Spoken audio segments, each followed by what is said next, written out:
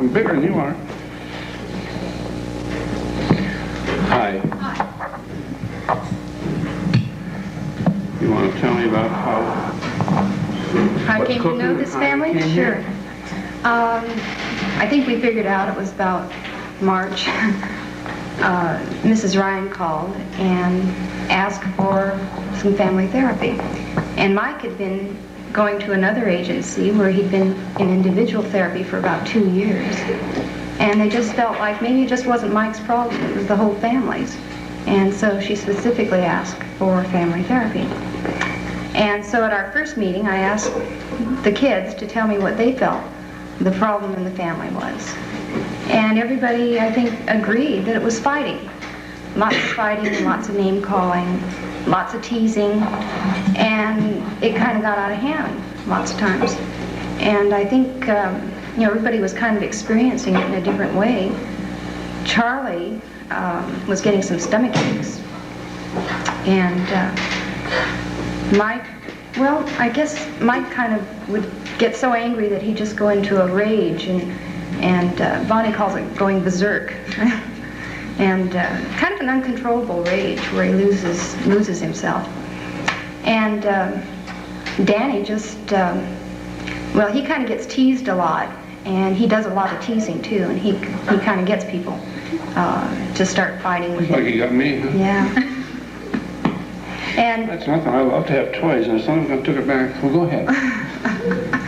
He makes a lot of faces and does a lot of funny things. And lately, his newest thing has been a lot of four-letter words that are directed mostly at Mom. And I think Bonnie was experiencing this, the fighting and everything is just pure frustration, mm-hmm. And feeling kind of helpless and overwhelmed and embarrassed. And, for instance, coming to the hospital, they made kind of scenes on the street corners, and she pretended that they didn't belong to her, hoping people wouldn't notice. And so this hoping it would quiet them down too. Huh? Maybe hoping it would quiet them down too. Yeah, just trying to ignore it. And so that's the way she was experiencing this. I didn't meet Tom until a couple of weeks ago, and he attended our last session, which was a home visit. And but he's very much involved in this family, and I think this is one of the strengths of the family, is that Bonnie and Tom have kind of been able to handle their differences in such a way that they can be a team of parents helping their children to grow up. Sure. Tom seems to have a fairly easy time disciplining the children, and they have a unique arrangement, or had, where they on Wednesdays switch houses, and Bonnie gets a day to herself at Tom's place, and he has a day with the children at her place. Nice. And so that has worked out very well. They've been divorced 2.5 years, and I guess that's about it. How many times have you seen them now, would you guess? About once a week since the 1st of March, and so that's probably been, what, 6, 7 times? Yeah, about 8 times, I think. What does it do to you, seeing them? Well, I guess sometimes I feel like we're stuck. After the first time, the guys had a lot to say, and after we talked about the problems, things got better for a while, and the fighting seemed to diminish, and everybody was really trying real hard. But at this point, I think they're a little bored with the whole thing, and tired of talking about fighting. And so I don't know exactly. I guess my question here is, where do we go from here? And how can we help this family to enjoy each other as a family and get along better?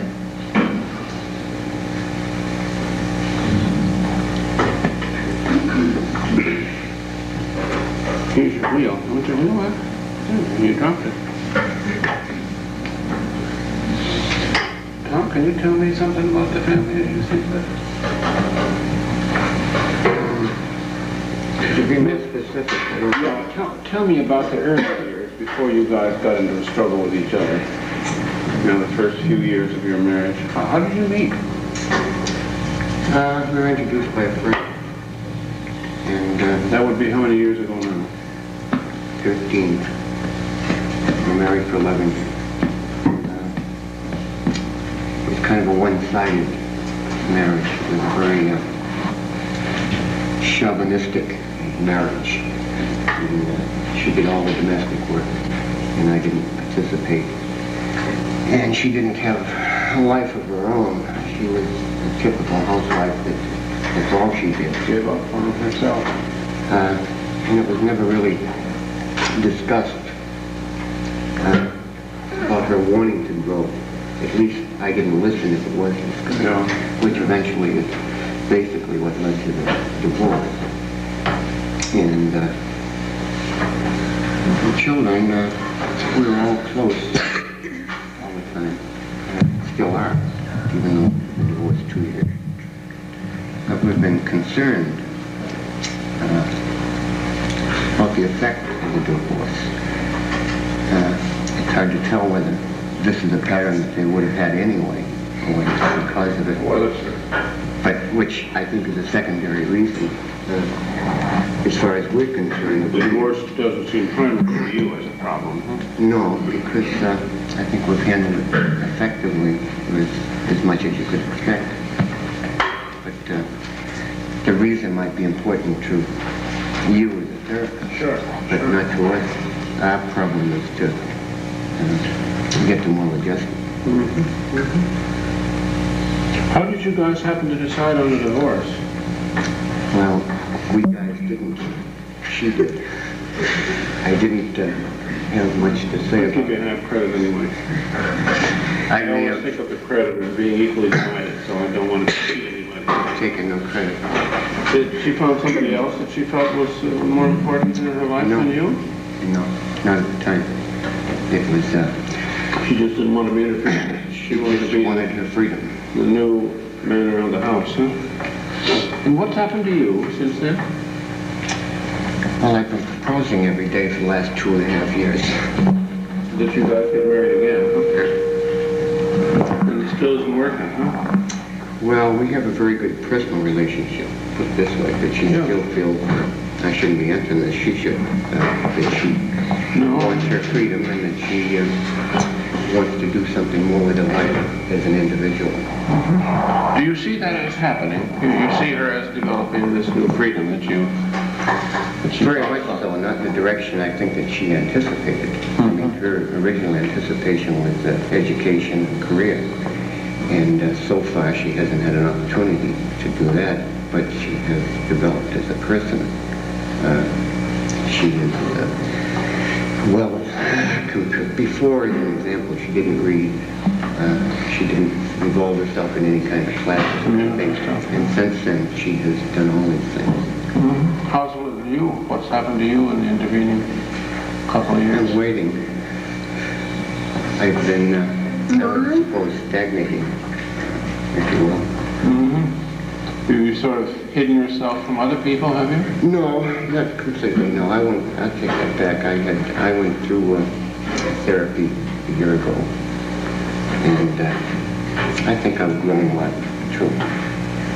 Have you been dating during all this time? I was. I haven't been recently. You sort of gave that up, did you? Well, I don't know whether I gave it up or it gave me up. Well, those things aren't decided by anybody. They're decided by the people, all the people involved. How do you feel about the kids as such? Do they still rock you around, or do you sort of see them at a distance? No.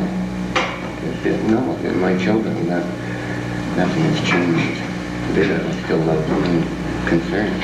Are you doing more of the mothering than you used to?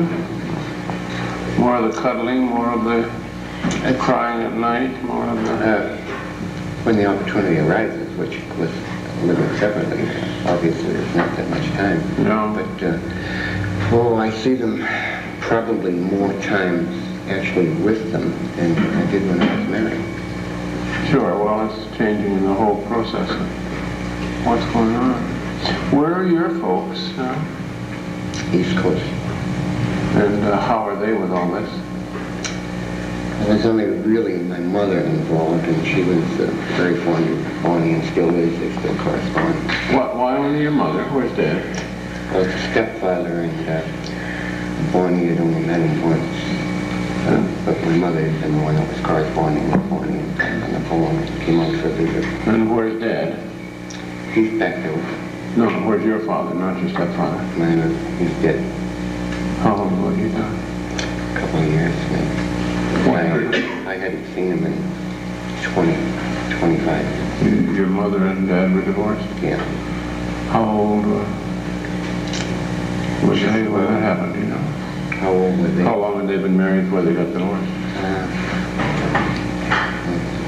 10 years, maybe. This is about the same as yours, then. Yeah. Do you ever think about that? Mm-hmm. Do you ever have any hint that maybe this was the way it was supposed to be? You know, the rules in your family were that you shouldn't stay married longer than 10 years? Until the day Bonnie asked for divorce, I wouldn't have thought there was a thing in the world that would have. You think that was true with your mother and Dad? No, their marriage dissolved early. The divorce was a formality that came several years after separation. Was that a sudden thing, too? No. Your mother wasn't that shocked? No. Or your father? No. Did he stay with you guys, or did he disappear and Disappeared. made believe you weren't there, huh? Wow. How about brothers and sisters? One brother married. How's with you and him? Well, we don't see each other because of the distance very often, but we still say we're close. Telephone sometimes, or write sometimes?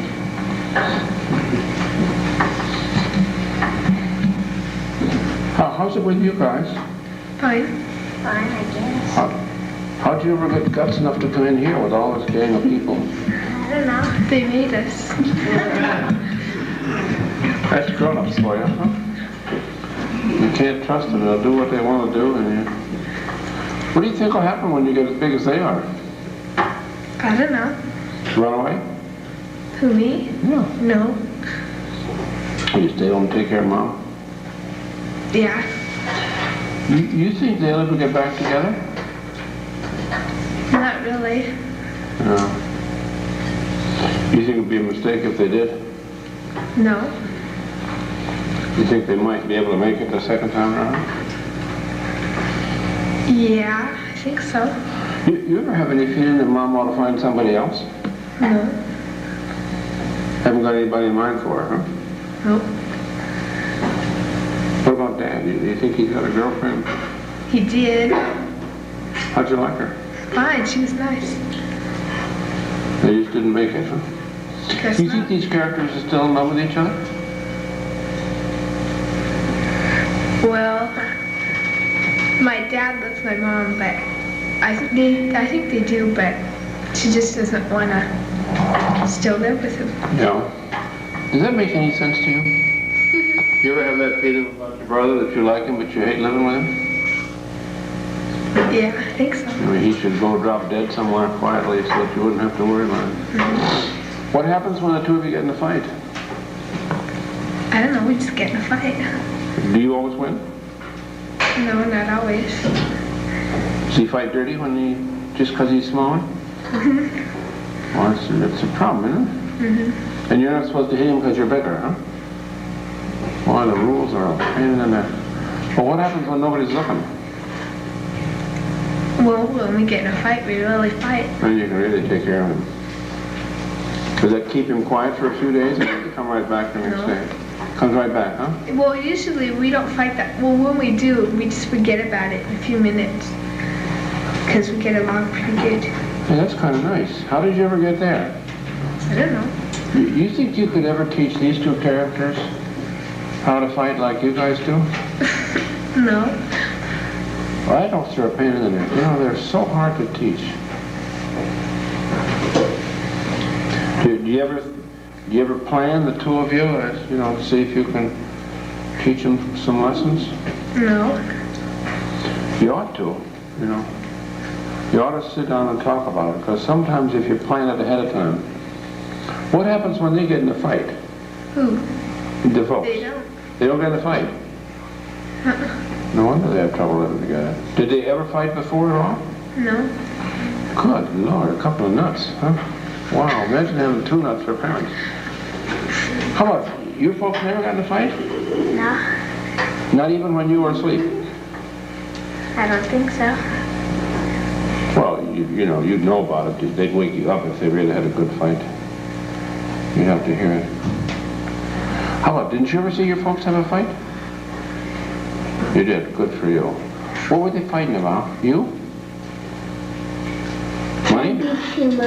Trying to beat him up. Oh, I see. Trying to beat him up because Michael bugs me. That's why he's trying to beat him up. That's pretty good. How about when you and your brother get in a fight, how do you win? Who, me and him? No, you and your big brother. Oh, how do I win? I don't know. You don't have any secret tricks, huh? No. Are you stronger than he is? Sometimes when I get mad, yeah. Oh, I see. That's your trick. You get mad. Does he get mad? Yeah. He gets mad too. But he doesn't get as mad as you are, huh? Most of the time, yeah, he does. Most of the time he does. I just had a crazy thought. If you guys were making believe that you were mother and father, which one would be mother? Probably me. You would be mother? And he'd be dad, huh? Mm-hmm. Is that the way it seems to you? That your big brother would be mom and you'd be dad? I don't know. I don't think so. You don't think so? Is it Yeah, sort of. You ever think it's the other way around? That you're mom and he's dad? No. No. I never think I'm a mom or a dad. Really? Well, you can't really grow up to be a mom, but you might grow up to be a dad. You never can tell. Things like that keep happening. Do you think when you grow up, you'll get married? I don't Or know. you think it's too much of a pain in the neck to even bother with? I don't know yet. Be more fun to be a truck driver or something, huh? Yeah, I guess. What do you do with this character? Well, most of the time, he wants me to fight in the bedroom. And we'd go up to my room and we'd fight. Just rough. We just play though. We don't really kill each other. Sure. Just teaching him how. Do you think if you get him well enough trained, he can beat up your big brother? Who, him? Yeah. Beat up him? Yeah. No. Well, it may take a while. Maybe the two of you could work it together. How about that? If the two of you got together, you think you could take on big brother? Yeah. Have you tried it yet? Yeah. How'd it work? Well, most of the time we put him on the couch and start jumping on him. But it's hard for the two of you to get mad at the same time, I guess, huh? Well, that's a problem. Maybe if you could plan on it, you know, like the next time he steals your bicycle, the two of you would get him, you know. What would you do if you really got him down and he gave up? I don't know. You could cut off his hair on one side. How about that? You think that would fix it? How about that? If your little brother Cut mine off. could hold the big brother down and you cut off the hair, would that work? Hey, squirt. If your little brother held your big brother down, could you cut off his hair? I bet you could. That'd be quite a war. What do you think Mother would do then? Get you for that? She'd get you? What would she do? Say you couldn't have any supper? I'd call her names. You'd call her names. That's a good idea. I'd run and get a stick and get her. You run and get a stick and go after her, huh? Yes. Boy, you sound like a male chauvinist who could give your old man some lessons. You ever go after your big brother with a stick? Yeah. Huh? I was taking suntan. You what? I'd be better. I was taking suntan. I said to be better, Mike. Bigger than a big stick.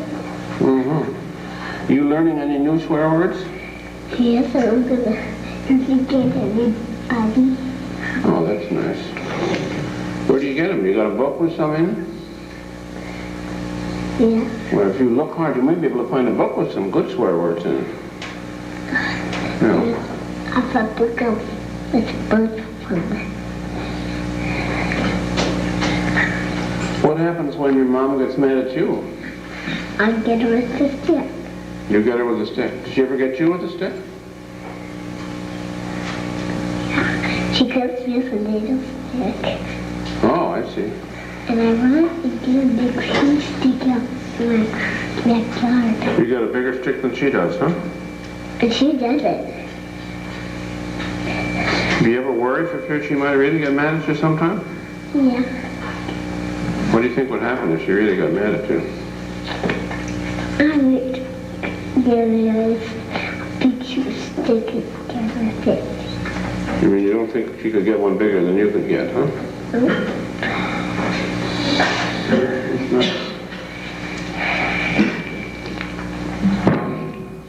There you go, hitting yourself. No, that's not fair. You shouldn't do that. You never hit me myself. Well, look at that. You went and hit yourself again. Do you do that often? No, I Does don't. he hit himself like that? No. I was worried. I thought maybe you did it all the time. What happens when you get in a fight with your dad? You're hitting me. I didn't hit you. You hit yourself. No. You're a silly boy. I can't. What happens when you get in a fight with your dad? I don't get a huge stick. I just run from him. You just what? I run from him. You run from him, huh? I don't get it. I go in front of it. I don't. What if he got mad at you? What do you think would happen? I go. Think he'd spank your bottom? Yep, and I would get a huge stick and get with it. You'd get a huge stick and get him? Yep. What do you think would happen then? You think he'd spank you some more? I would keep doing it. You'd what? I would keep doing that. You'd keep doing it until you killed him? Yep. Oh, that's nice. What do you think would happen to him after you killed him? I would just cut him up. Cut him up and use him for a hamburger? You think he'd make good hamburgers? Yes, because I'd put him in the oven. Oh, would you put some ketchup on the hamburger? I put ketchup, lemon, And mustard? uh-huh. You think he'd taste better as a hamburger if you had ketchup and mustard? If that's probably better than cooking the stove. You cook him in the stove, huh? Just like he was the old witch, huh? Yes. What do you think Mother'd do when you were doing all this to Daddy? Father does it. I did. The hell's out for him? Huh? You think Mom would be mad when you killed Dad? What would she do to you? For killing your father? Maybe then I would kill her. She'd spank you and then you'd kill her. Then you'd have more hamburger, huh? Oh, you'd have a lot of hamburger. You have to keep it in the deep freeze so it wouldn't all go spoiled. Not beat me up. Huh? The boys would beat me up. The boys would beat you up. No. They wouldn't. No. Would they eat any of the hamburger, you think? Yep. Which hamburger do you think would be better, Mother hamburger or Daddy hamburger? Mom and Mother hamburger would be better? Mom, both. Both, huh? Yeah. Think you can make some of it into something else, like hot dogs or steak or something? I can put a whole bunch of stuff in it. Put a whole bunch of stuff in it, huh? Huh?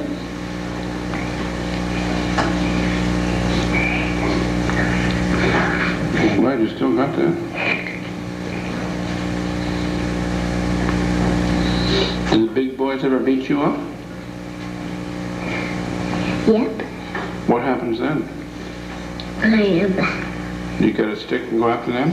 Yep. How about killing them too, and then you could have all that hamburger? Yep. You think that'd be a good idea? Yes, then I won't have a family. Well, if I hadn't thought about that, you wouldn't have a family at all then, would you? Nope. You'd be all alone. Maybe you could get somebody to adopt you. How about that? I'm not going to kill my brothers. You're not going to kill your brothers. That's not fair. If you're going to kill your father and mother, you ought to at least kill your brothers.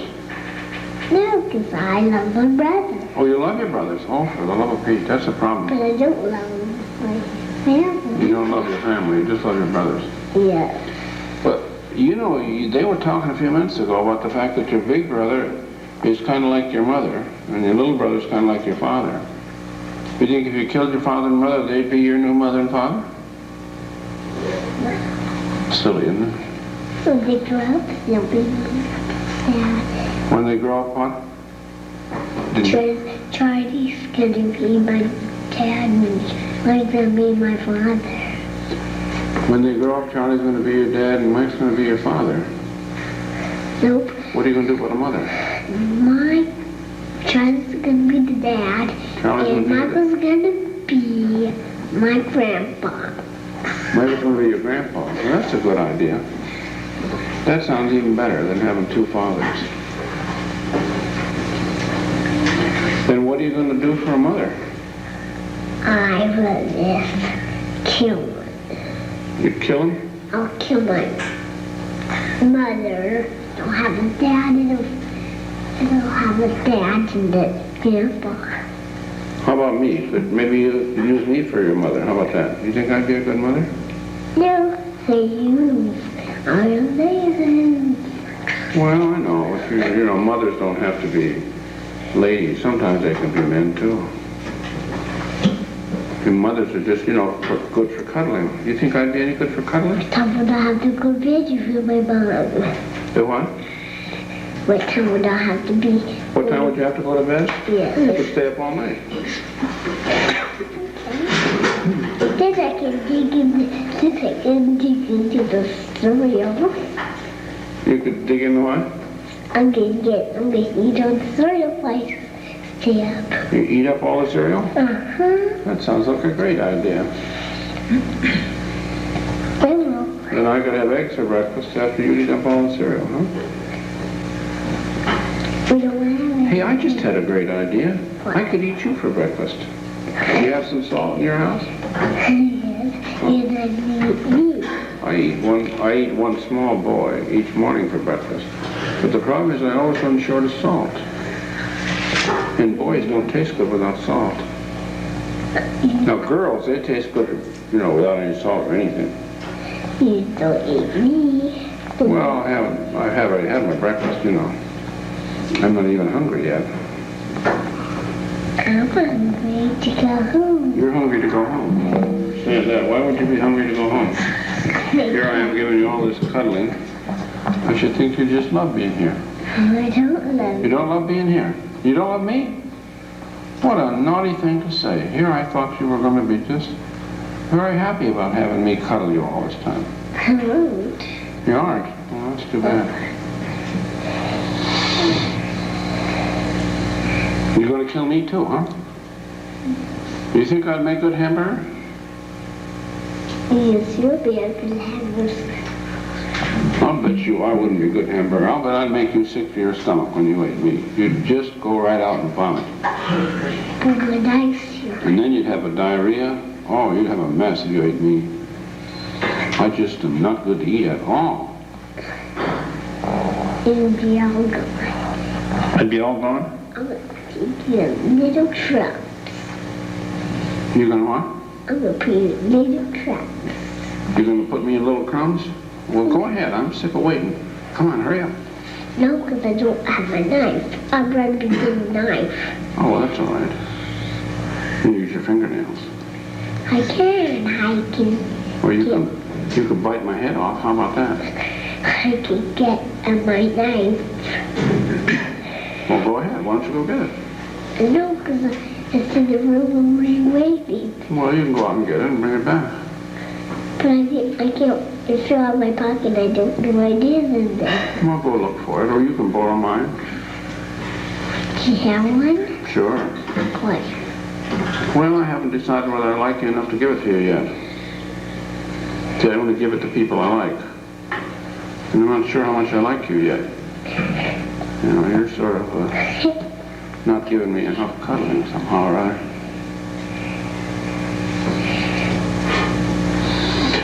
how's it with your family, Mom? Right now I'm starting to feel much better about the Where chaos. things are going?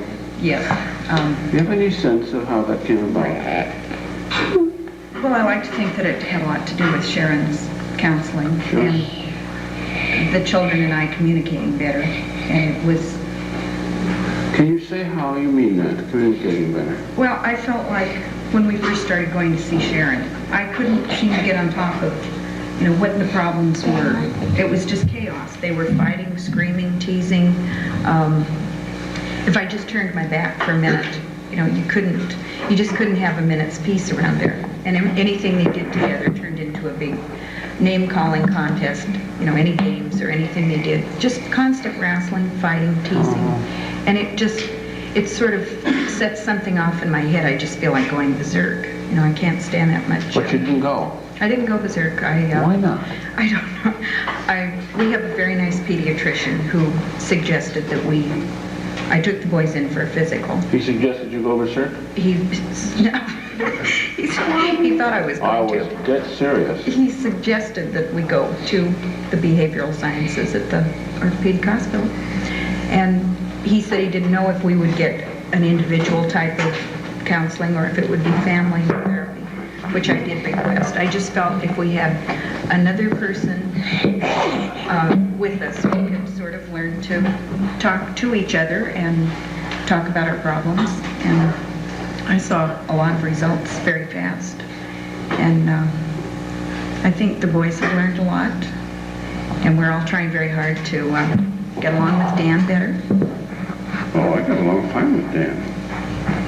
He and I have a great thing going. If he grows up, he gets a little bigger, it'll be more fun to fight with. So he's not doing very badly. How do you feel? You doing all right?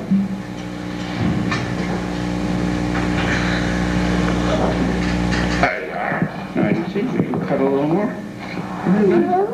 Isn't that nice? No. Yeah, I love it. What's the closest you ever come to going berserk? It happened several times. The things like, I wish I could think of a specific example. Maybe I would go in and take a shower and I would come back out of the bathroom and they would be kicking the furniture, throwing cereal at each other, calling each other names, screaming, crying, just running through the house, just yelling. And I would get I wouldn't know where to start. I could stand there, I could yell. They wouldn't hear me. You never did throw cereal? No, I didn't do that. I tried to get them separated. You thought of oatmeal? No, After it's cooked, I could never get them interested in eating it. Like So throwing peas on a knife? that's throw a tantrum, you mean? I threw tantrums. No, I was thinking about much more constructive sort of Right at them? process. Dump it right on their head? That would be a way. You remember that movie? Yes. I sure do. I saw it several times. So great. I don't think anybody's ever done that, though, besides Clifton Webb in the movie. Gosh, I don't know. It looked good at the time, though. Just sort of was very effective. Yeah. So what was the closest you came? Go ahead. Well, several times when they would just sort of overwhelm me, I would end up throwing a tantrum. I would either go to my room and cry, I would scream at them, I would act like a You child. proved you were younger than they were. Yes, I would act just like a child. Would they then parent you? No, they just sort of dispersed. They'd just disappear until things were quiet. And I'd just slam my door and say, I have to be alone for a while. And it was a constant thing, though. I mean, the hassles. And if I took all three of them anywhere, just a short bus ride anywhere, just the walk to the bus stop was, a horrible experience. Why didn't you fail to come back? Why didn't I fail? To come back? To what? From your bus ride? Well, I sort of tried to ignore some of the... I would assume you'd go to Los Angeles and then forget where you came from. That was a good idea at times. No, I thought of that. But it would be easier just to walk away and not live like this with all the hassles and That's what I fighting. meant. Yeah. How did you decide to stay with him? Just plain born sucker? No, I thought this is probably the most interesting part of my life is raising my children and being with my children. I know that. And I tried to think, what would happen if tomorrow they weren't here? And I actually You thought can make it them in a over. hamburger. I'd have a very dull life. So I decided to With all stick that it meat supply, at the present cost of meat, you know. These 3 made in a hamburger would be a good 2 months supply. up. 2 months? What you think? You eat heavy though, huh? No, we have lots of hamburgers at our house. So we went to see Sharon, and we started getting, things just started settling down. And I decided that to get things settled down, you have to devote about 24 hours a day of just being, Or 25. or 25 if you can find more hours. And just really, I look at it as a full-time job. And, you know, Sounds like a full-time job. and I just sort of But I would try think and stay on you'd top sort of it. of demand your union rights or something. Well, now I feel like they needed the time that I've spent with them. We need to straighten out some of the hassles that we've had. They're not all, I mean, I'm not trying to say that everything's just completely perfect now. We still have a lot of things to work Do you on. have a sense of what the hassle is? Not really. It isn't all their fault, I realize that. It was, after Tom was not in the home anymore, a lot of the hassles depended a lot on my moods. I mean, if I was sort of at an even keel, they weren't always berserk. But they started getting this, they built up this momentum of some sort with the fighting and the constant hassling. Maybe it was an attention-getting thing. They got my attention all right. Tell me about your father and mother. My father is dead. When? How long ago? About 14 years, I think. 13 or 14 years When ago. you were 20? When you were 20. Is that right? And my mother is still living. She's in California. She's remarried. How did your dad die? A heart attack, I believe. His second wife. My mother and father were divorced when I was 4? 3 or 4. And that's when you stopped growing, you think? No, I don't think so. I hope not. That's very frequent. Do you think know, that happens? that when somebody who is very close and dear to you dies, you sort of die with them inside of yourself. And then from then on you sort of play living. And that happens in small children? Oh yeah. Yeah, I was thinking about your going off to the bedroom and crying. Sounds very much like a 4-year-old sort of thing. Yes, it was.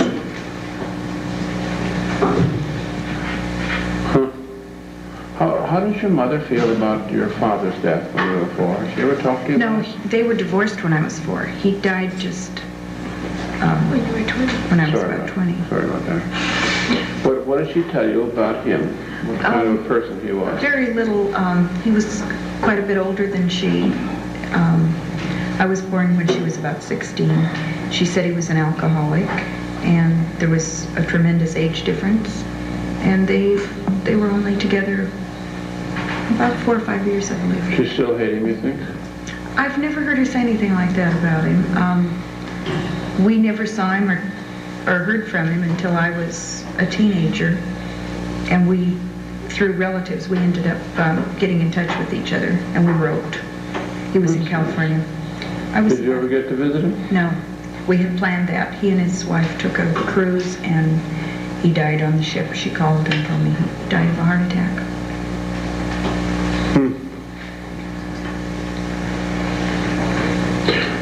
I'd like to come back again to the business of your losing your temper. It sounds like it seems like a very frightening thing to you. It was. Was there a time when you were a kid when you lost your temper and it got dangerous?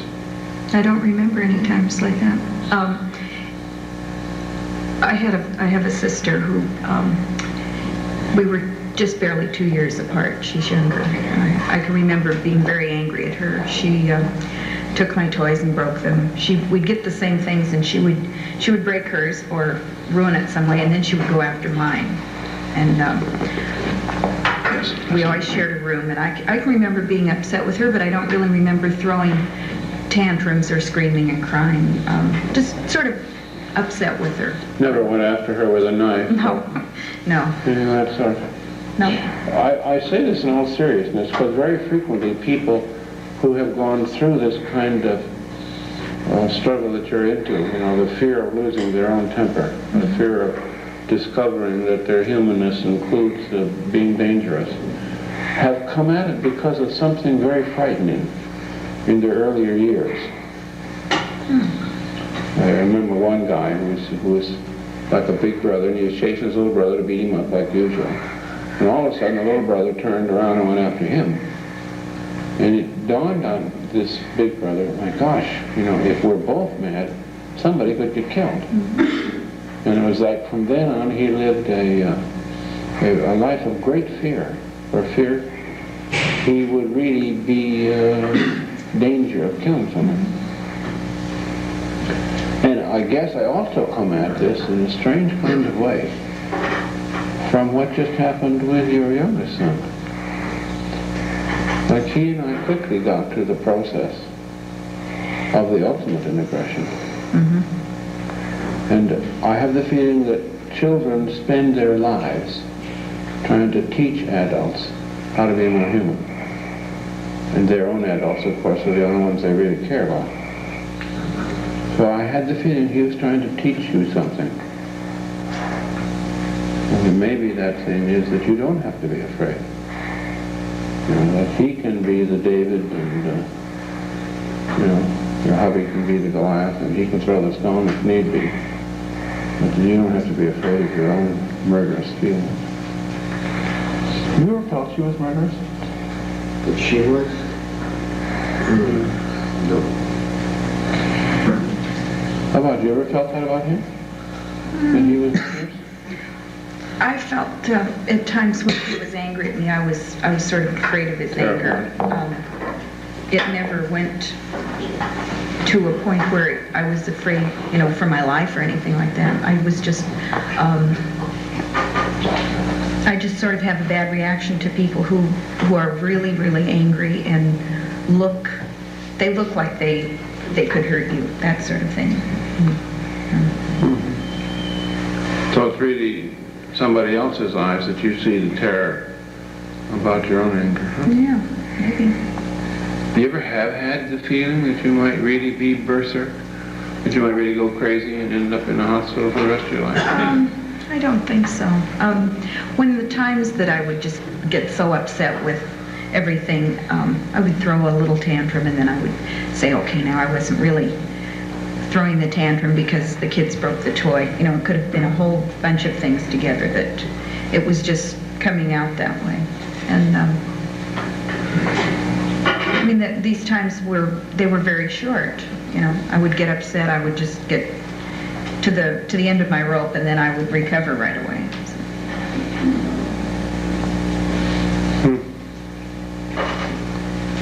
How about your suicidal feelings? What do you do with those? I've never had any. You've never had any? One time years ago when we were married, and I quickly got rid of that feeling. And How did you get rid of it?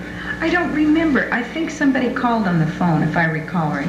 A friend of mine called and she says, "What are you doing?"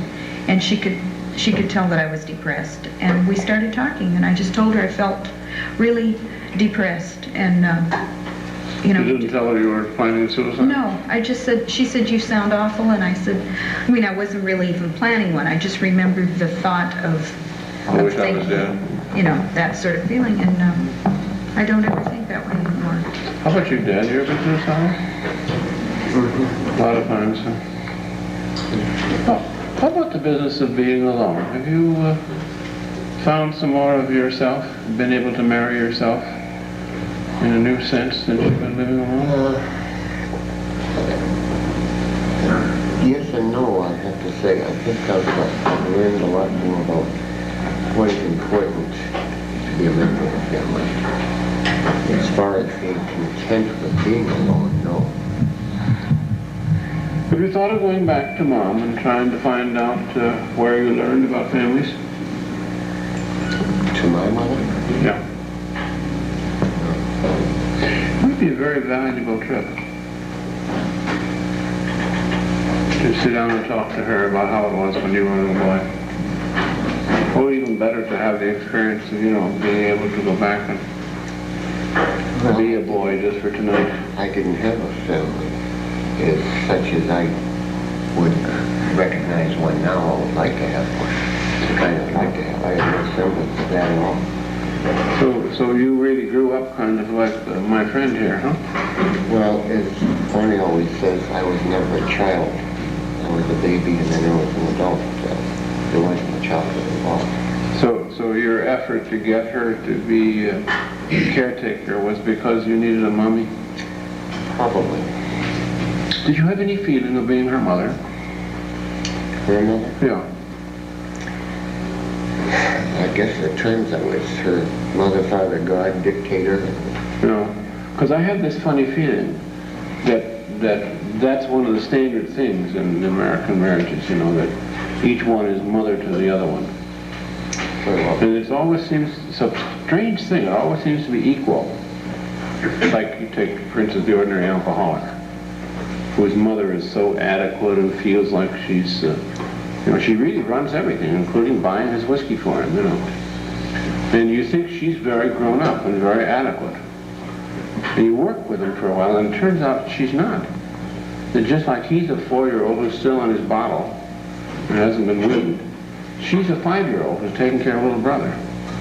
And she's a non-person. She's just an endless play mother.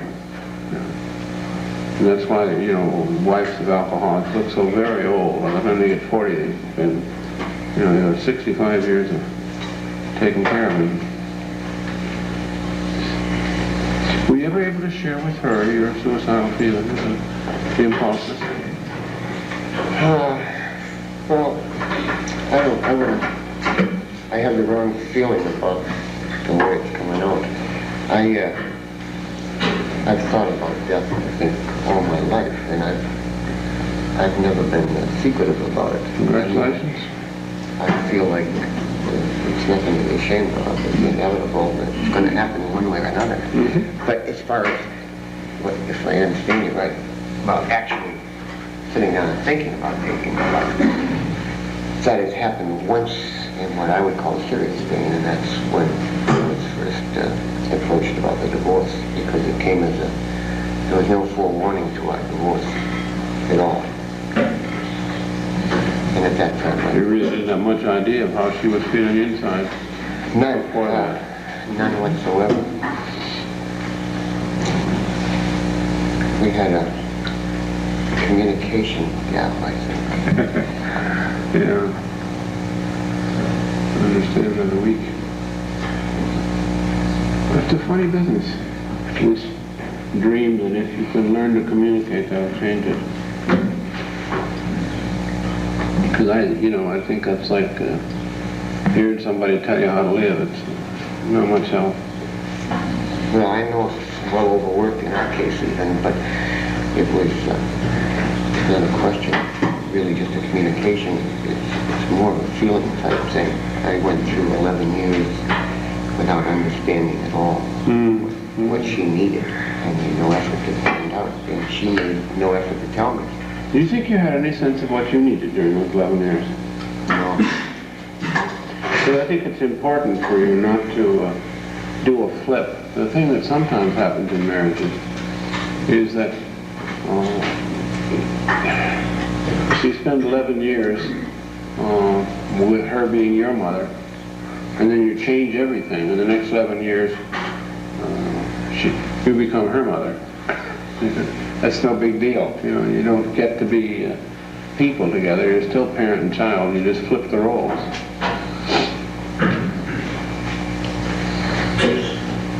What's with you and the kids on the discipline problem? You have any problem with it? Or Yeah, I do, more so the youngest as opposed to these two.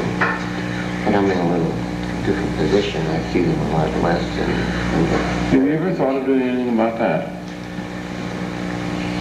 Oh, what, seeing them more? I've had some couples who are in this kind of struggle who flip jobs for a week.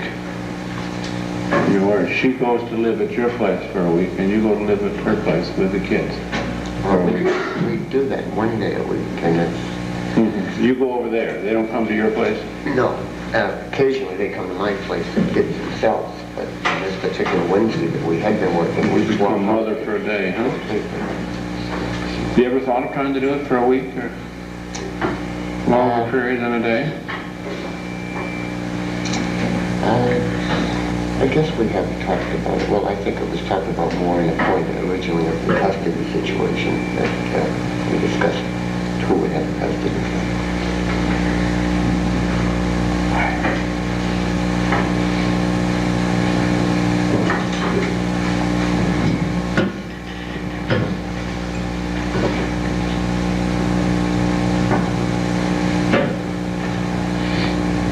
You got any questions you want to ask me? I guess we're going to have to stop. No. How about it? Sure? I'm sure. Dad? No? Guess not. I hope you'll get the freedom to blow your stack.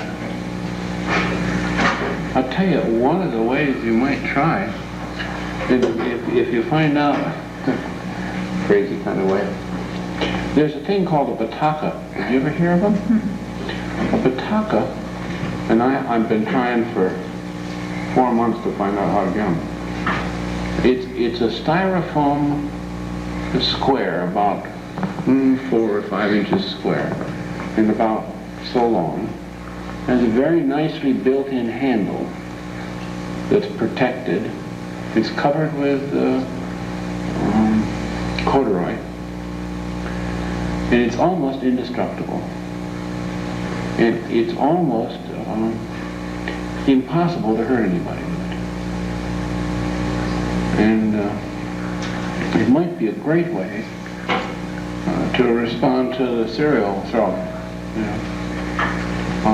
You could have one in each hand, and after they got tamed down a little bit, you could offer them one, you know, and you then could have it out.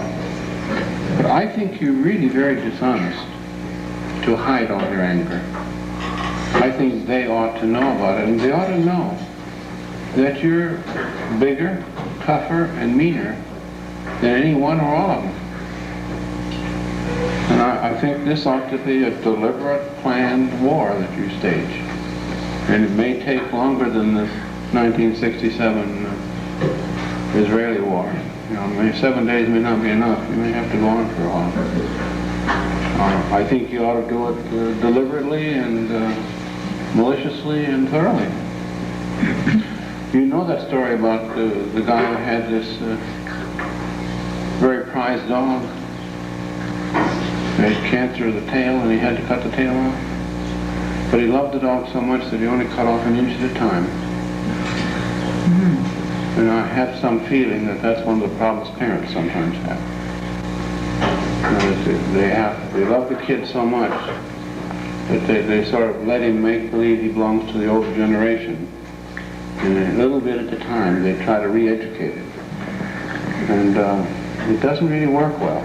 You know, it's more pain and longer process. How about that? You think your mom ought to cut off your tail? No. I heard of a family where the daddy went away and didn't come back. And the little boy said to his mommy afterwards, "If I cut off my penis, would daddy come back?" And she told him no, that it wouldn't be necessary.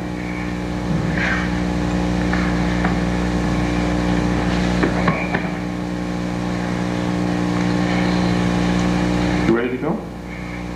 Okay. You could give me a good big hug before you went. How about that? No hug? Oh dear. No, no knife then.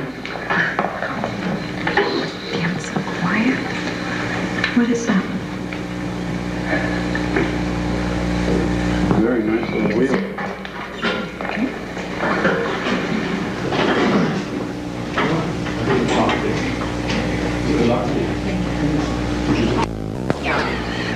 This family is very typical of a pattern that I think you'll see again and again, and I would assume, I really don't know, that churches would be particularly repositories for this kind of family. Mother is a 4-year-old, and I assume that father is the same age, give or take a year. And the struggle that's going on is the children trying to help mother grow up. They're trying to force her into declaring a generation gap.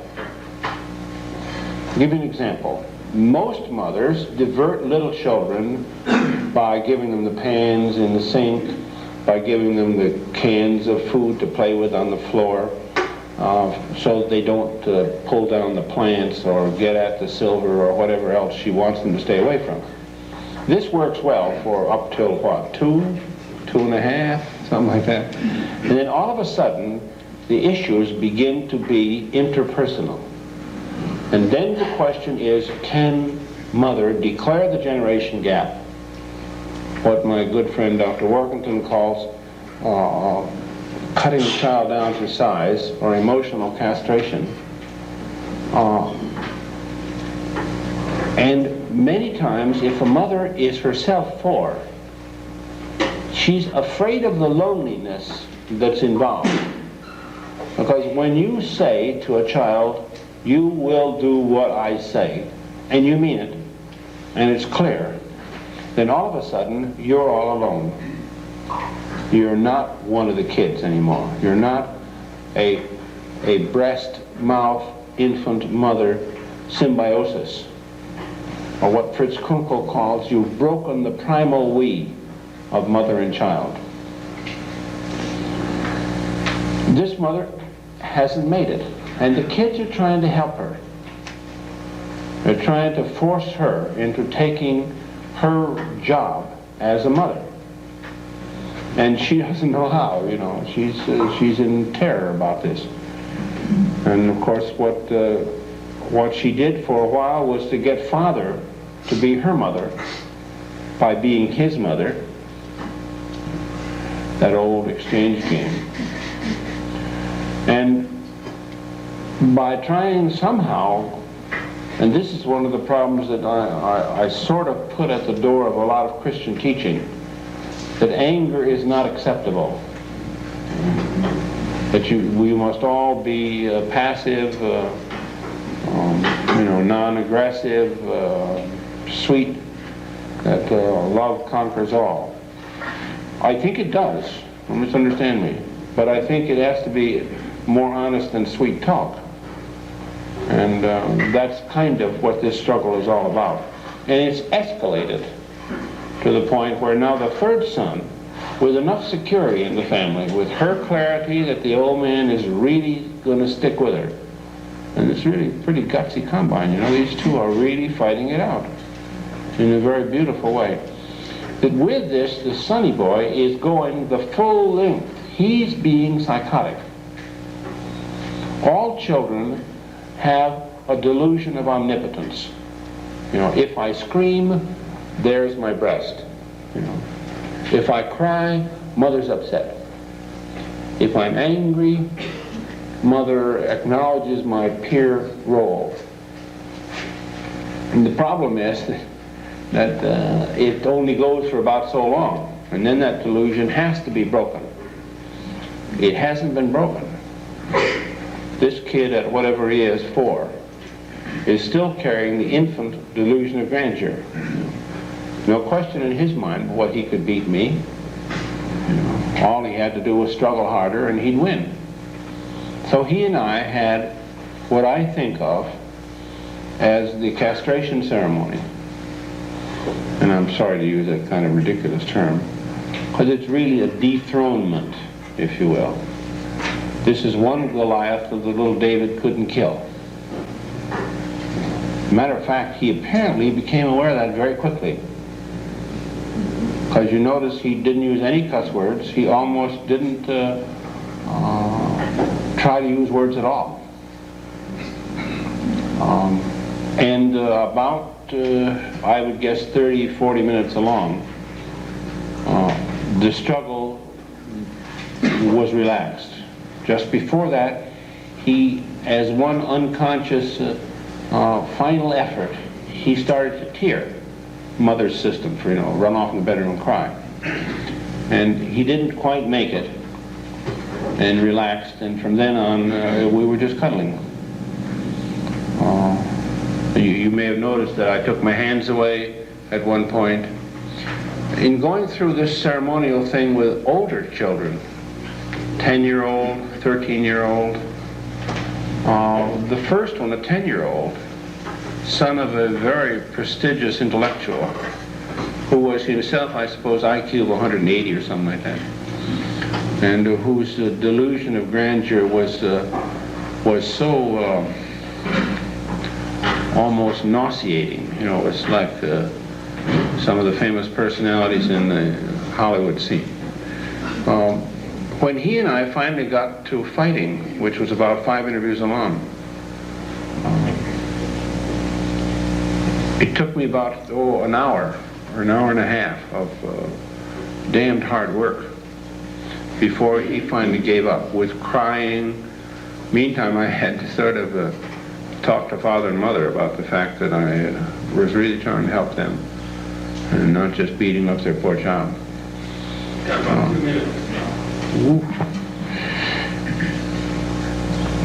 The business of mothers getting enough mothering and fathers getting enough mothering so that they'll declare themselves able to tolerate the generation gap is what's really going on.